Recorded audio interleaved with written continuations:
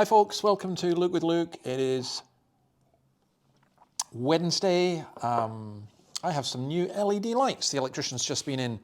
So we are brighter and we are looking at the birth of John the Baptist and on the 8th day. So let's read verses 59 onwards. On the 8th day they came to circumcise the child. And they were going to name him after his father Zechariah, but his mother spoke up and said, "No, he is to be called John." They said to her, "There is no one among your relatives who has that name." Then they made signs to his father to find out what he would like to name the child. He asked for a writing tablet, and to everyone's astonishment, he wrote, "His name is John." Immediately his mouth was opened and his tongue set free, and he began to speak, praising God. Lot there. Naming. Most of us have grown up in a culture where names are, in a sense, relatively cheap. And what I mean is people will choose a name according to just something their favorite pop singer or football star or a name they heard on the television. Maybe they will name somebody after a relative. That still often happens. But names are particularly important, aren't they? I was named David. We named my son Andrew because my dad's name was Andrew, and his dad's name, my grandfather, was David.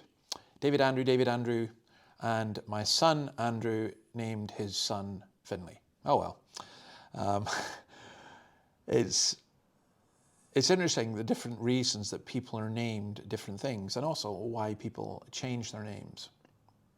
Now, what's interesting with this one is we have very little evidence that it was the custom to name the son after the father.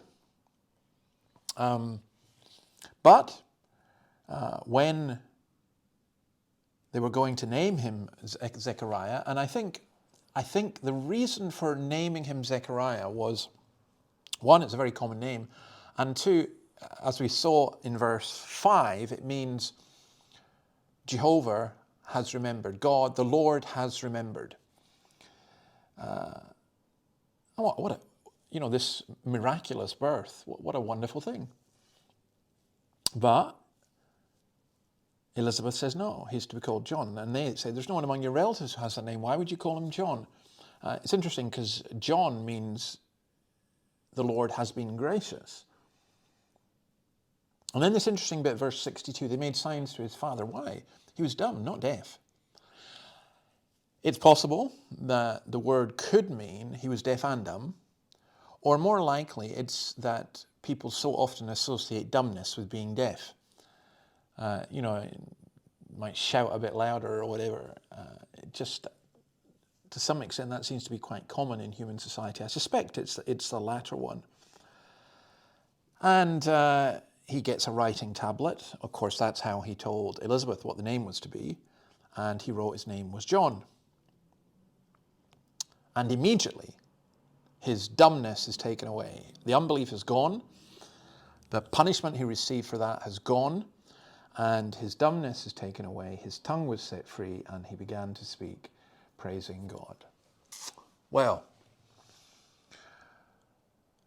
one of the things I would just like to say in that story is it's good for us to think about what we call people.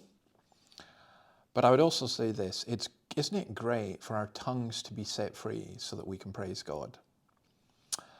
Well, I hope your tongue is set free. I hope you're able to praise God.